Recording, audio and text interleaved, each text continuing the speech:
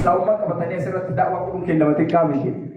Islaamummaatti akka dhuftan keessumaa akka koo tajaajilaaf waggaa 9 guutuu waldaa kiristaanaa keessatti kan dabarsitan kottaa karaa dhugaan islaamummaa qaba.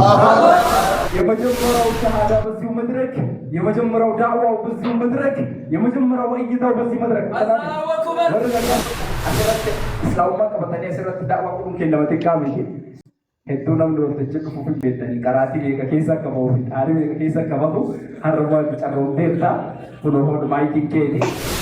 Ashhadu an laa ilaaha illa Allah wa ashhadu anna Muhammadan abduhu wa rasuluhu wa ashhadu anna Isa abdullahi ورسوله الله أكبر الله أكبر. islaamummaatti akka dhuftan keessumaa akka koo tajaajilaaf waggaa 9 guutuu waldaa kiristaanaa keessatti kan dabarsitan kottaa karaa dhugaan islaamummaa qaba.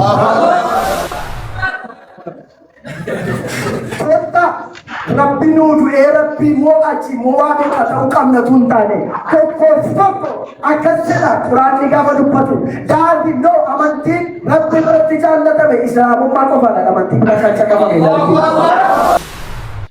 Jaalala, gammachuu, nagaa, obsa, gaarummaa, arjummaa, amanamummaa, garraamummaa, of dhowwuu. Kiristaanota caafatee sinaamarratti ta'e. As keessatti kiristaanota agarratti yeroo kiristaanummaa kee ture kan ta'e wantoota sarganammaa keessaa obsa ishee jettu duwwaatu irratti.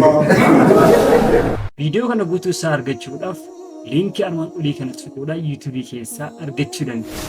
Kanaafuu yeroo dhuftan sabiskiraayib, laayik, sheer gochuu hin dagatinaa.